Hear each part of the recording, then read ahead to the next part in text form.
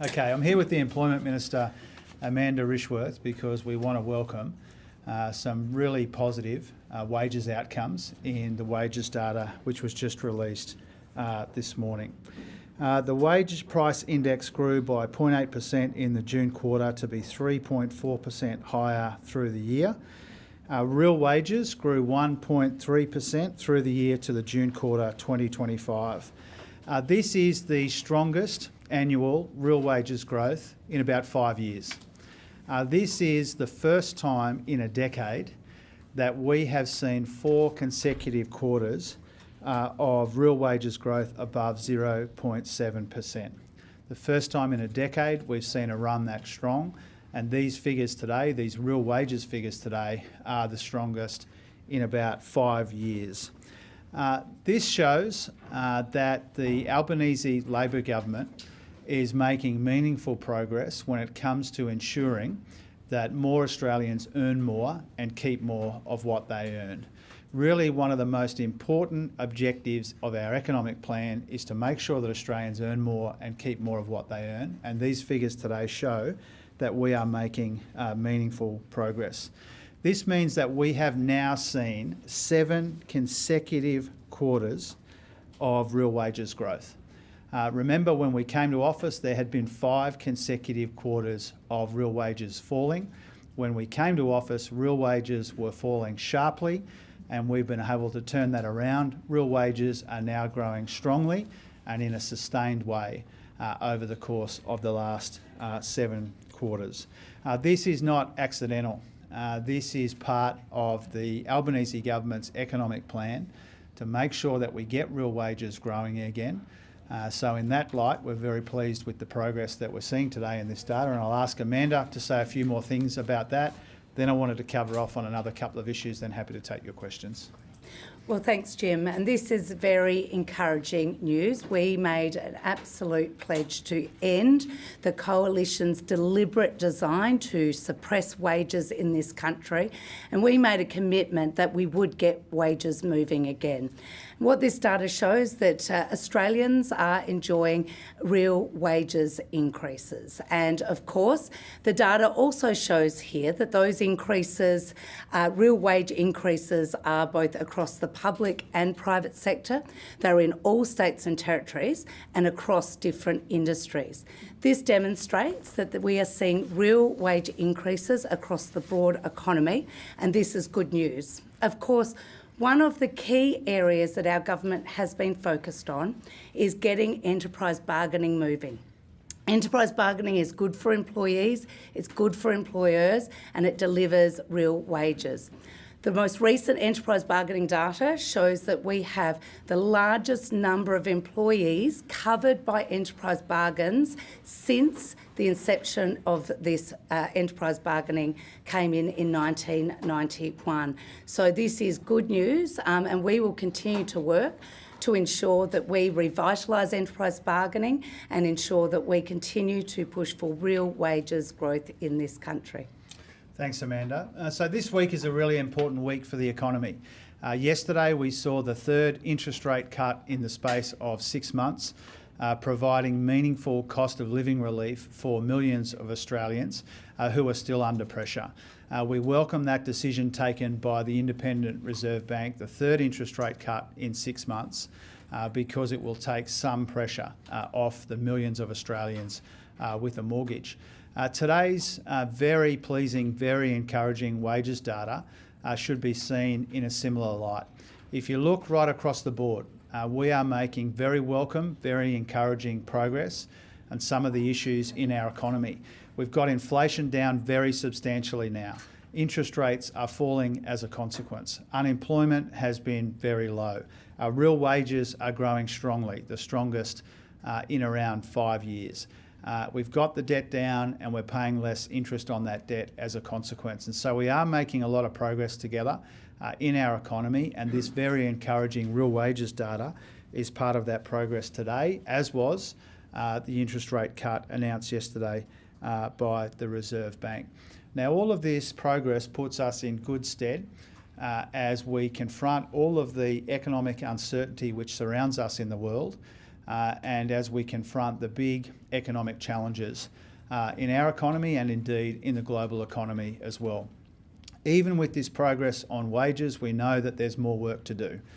We know that people are still under pressure. The global environment is still uncertain. Growth in our economy is not what we need it to be, and we have some persistent structural issues in our economy as well, and productivity is the most important one. Productivity, making our economy more productive, is the best way to lift living standards over time and make people better off. It's the best way to build on the progress that we've made, the substantial progress we've made in our economy, which is borne out by the real wages data that was released this morning. Productivity is the major focus of the Economic Reform Roundtable. The Roundtable is all about making our economy more productive and more resilient, and our budget more sustainable at the same time. The major focus is on productivity because we want to lift living standards and we want people who work hard to be rewarded for their effort. That's why real wages growth is so important. We want that to be an enduring feature of our economy, and part of that is making our economy more productive. That's why we're so focused on that as a government, not just next week, but every week that we are in these positions. I wanted to say that as part of the engagement leading up to the roundtable, we're already seeing some very welcome progress on some of the issues that have been raised in the consultation. I wanted to welcome the announcement by ASIC this morning that they will review a regulation called RG97. Now, RG97 forces investors to declare their stamp duty costs when they're making investment in housing. And that can act as a deterrent because it means that they are less competitive than other types of investors in the market. And so super funds and other institutional investors have a requirement placed on them that is not placed on other people in the market. It acts as a deterrent. This is an issue that has been raised with us for a little while now.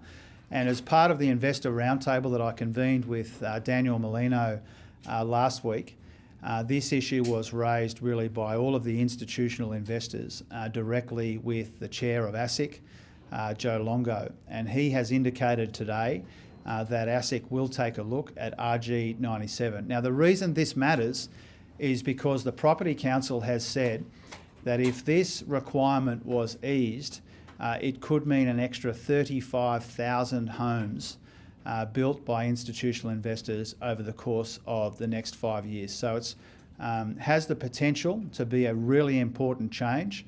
I wanted to thank Joe Longo and his colleagues at ASIC for agreeing to take a look at that and to make that announcement today. It has been an issue that has come up repeatedly in the very intense consultation we've been engaged in the lead up to the Economic Reform Roundtable. And it's a good example of where working together we can identify regulation which is not serving its intended purpose. We can work with the regulators to act on some of that regulation where it's appropriate to do so, and we can get a good outcome. So I wanted to thank Joe for doing that. I wanted to thank really all of the institutional investors that raised it with him and with me. They will have a look at it now. They'll announce their progress in due course, but I think a very welcome development when it comes to building more homes in this country. Happy to take some questions. We'll go Phil, and then here, and then here, and then here. Before I ask Minister Rishworth, in capacity on IR, just about a two-part question on the ACTU's proposal today on a 4-day week. Could I get your views on that? And related to that, the business groups are a bit cranky because they were told they couldn't talk about IR at next week's summit. It's not on the agenda. Do you think it's fair that the ACTU can put workplace relations on the agenda next week and business can't? Well, firstly, I would say there's been a lot of people putting a lot of ideas on the table, and I know the Treasurer, as long as myself and many other ministers, have welcomed those ideas.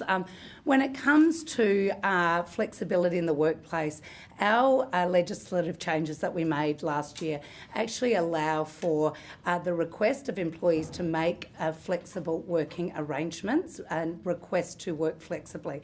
That includes compressed hours in 4 4 days.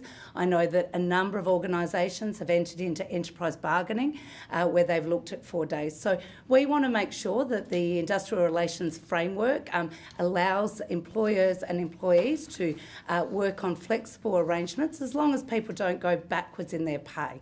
And so, of course, those arrangements are underway, and we will continue to work across the board when it comes to reinvigorating enterprise bargaining.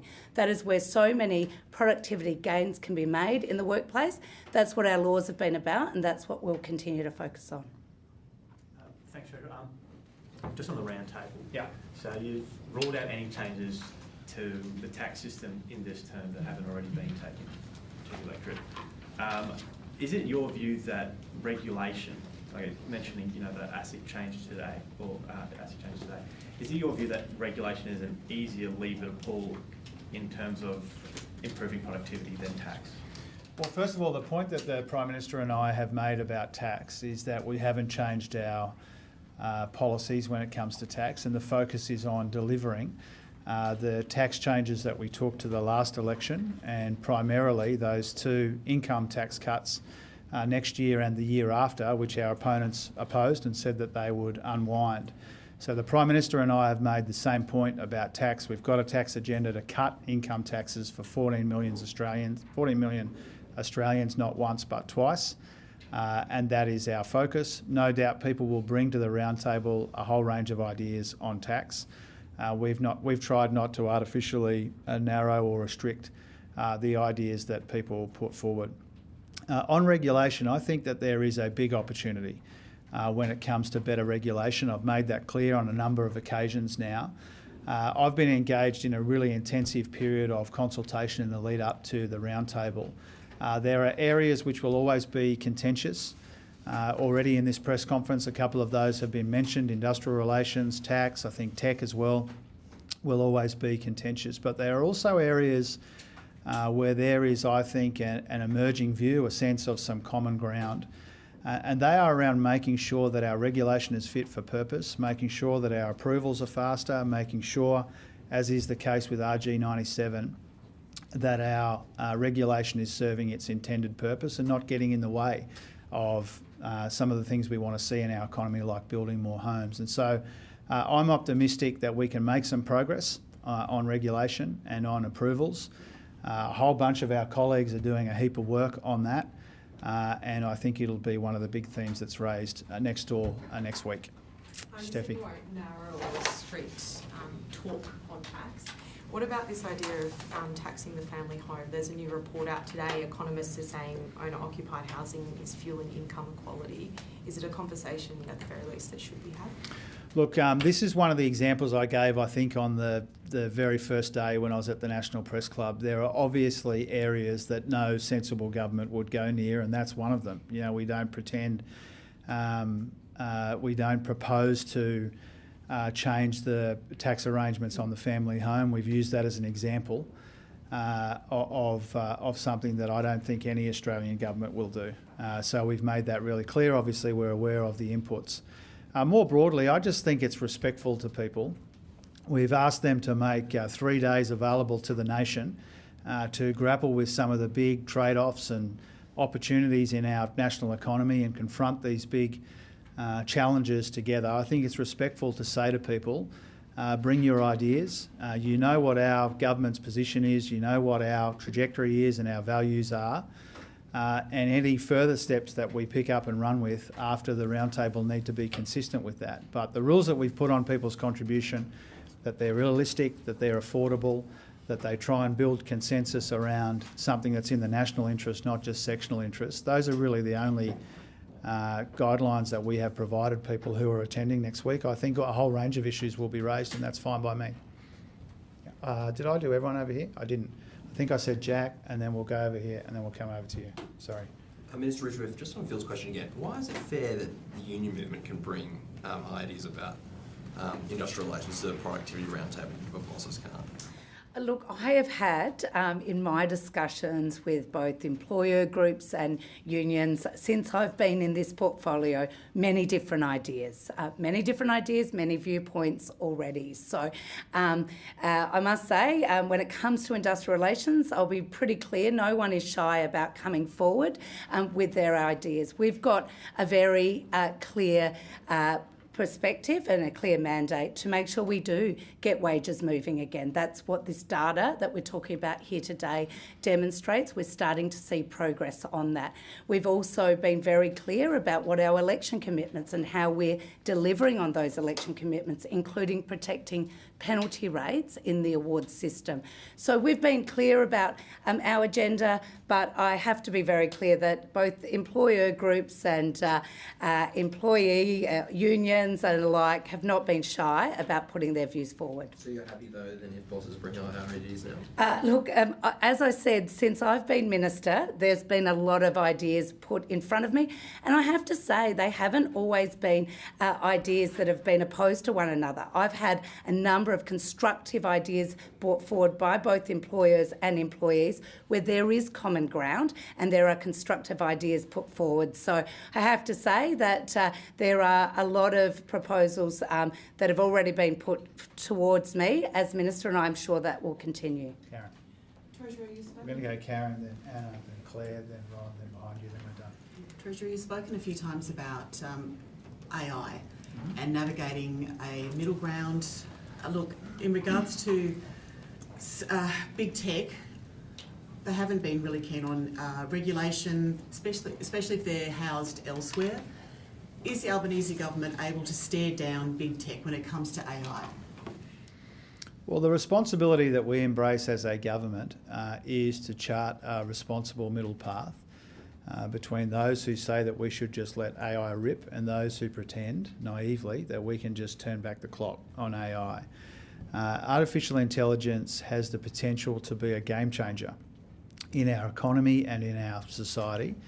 And the challenge for us, the responsibility for us that we embrace is to try and capture as much of the economic upside as we can while we manage the risks and downsides. And so that's the responsible middle path that we intend to chart, to regulate as much as we need to protect people in a responsible way, and as little as we can to encourage innovation and productivity and the contribution to the economy. Now, there's a lot of complexity in that. That's no easy task. No country around the world confronting this identical challenge will find it easy, but that's the approach that we intend to take. This can be a force for good in our economy, so long as we don't lightly dismiss the very real concerns that people have, whether it's creatives, whether it's workers. We have a responsibility to look after people at the same time as we capture as much of the economic upside as we can. Treasurer, Nine Newspapers has just quoted the co-founder of Hamas, Sheikh Hassan Youssef, saying he welcomes your government's decision on Palestinian statehood, and it follows a fellow Hamas official saying recognition is the fruit of the October 7 massacre. The Israeli ambassador has just put up a statement questioning why your government hasn't been more focused on the plight of the hostages. Did your government consider making recognition conditional on the release of hostages? And what do you say to the fact that Hamas is welcoming your policy? Well, first of all, we've been very clear on our position on the release of the hostages. Secondly, the announcement the Prime Minister and Foreign Minister made this week is about isolating and excluding Hamas from the future leadership of Palestine, a state of Palestine. And our position has been very clear on that as well. We see recognition, making our contribution to the international progress and momentum behind this question as an important step towards a two-state solution. And a two-state solution is all about making sure that families in Israel and in Palestine can raise their kids in peace. And Hamas will have absolutely no role in that. We need to continue to work with the international community to keep the Palestinian Authority up to the mark on the commitments that they've made in that regard. Claire and then Ron. Treasurer, you said just before that the government's tax policies haven't changed. It's a similar kind of remark that was made last term right up to the moment that they did change with stage 3.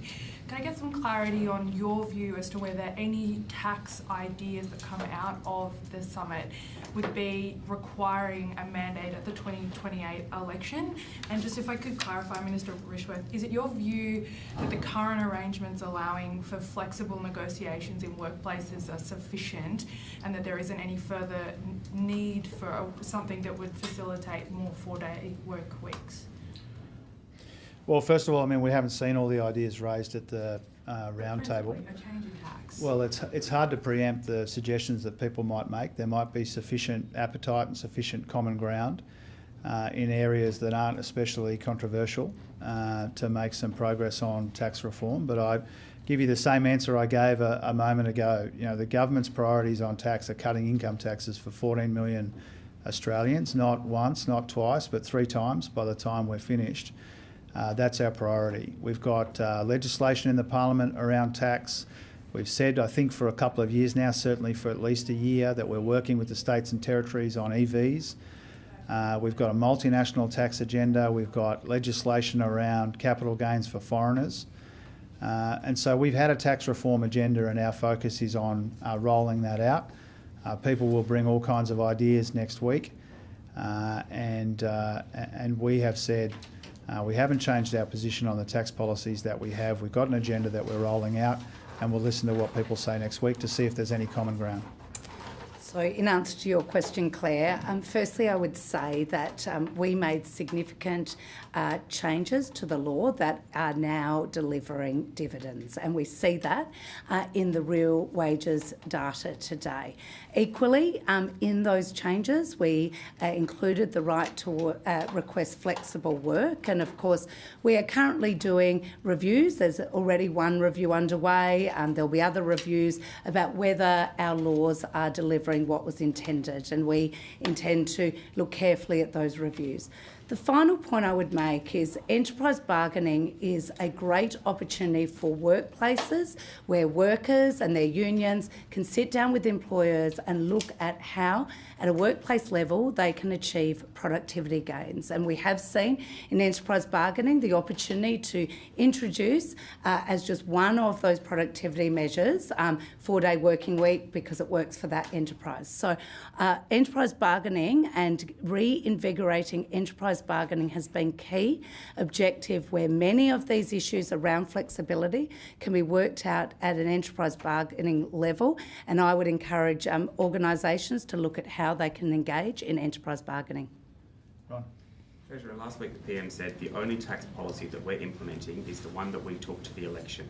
You seem to have left the door a little bit further open than that, or is he just talking about an in-time moment? Can you just explain the differences, perhaps the interpretations people might take from your 2 statements?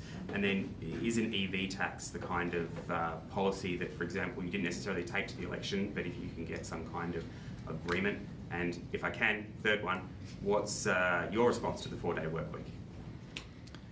On EVs, I mean, we made it clear before the election publicly that we were working with the states and territories on a regime. That work was made necessary in part by the High Court decision out of the Victorian challenge, and the states and territories were working on their own regimes, and because of the High Court outcome it became necessary that the Commonwealth do that work with them rather than states going it alone. So we said that before the last election.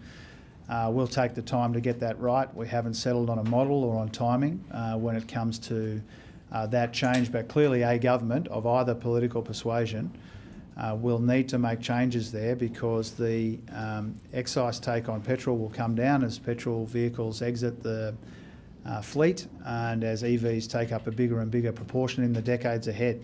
And so obviously everybody understands the long-term challenge in the budget. We've said we're working with the states and territories on that. We'll do that in a considered way and we'll take the time to get it right. On tax reform more broadly, the PM and I have said the same thing.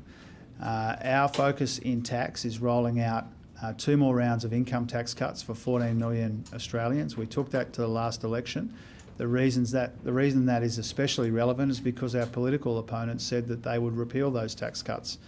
One of the reasons that we are in government again for the second term is because we are cutting taxes for workers and they wanted to jack up taxes for workers. And so the Prime Minister and I have both said that that's our priority. On the 4-day work week, I've had a bit to say about this through the course of today, but happy to repeat my position, which is obviously, first of all, the points that Amanda has made about employers and employees working together to strike the best arrangements that mean that great employers keep their best workers. Our interest here is in making sure that people can balance their work and family responsibilities. That's what motivates our position on work from home and in some of these other contentious areas in recent times. We haven't been working up a policy for a 4-day week. That hasn't been our focus. Our focus in industrial relations has been abolishing non-compete clauses, protecting penalty rates, extending paid parental leave, for which I tip my lid to Amanda Rishworth for the work she's done in 2 portfolios now to make that a reality for Australian parents. That's our industrial relations agenda. And what motivates our agenda and what motivates the ACTU position is really making sure that workers in this country can balance their work and family responsibilities. Behind you.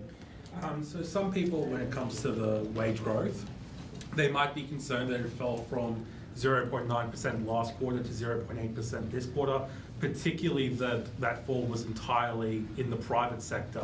Is that something you're going to be looking into moving forward? First of all, thank you for a question about the wages data. I think we've got a tendency to skip over the very good news this week. Yesterday, the 3rd interest rate cut in 6 months, and today, very, very welcome wages data.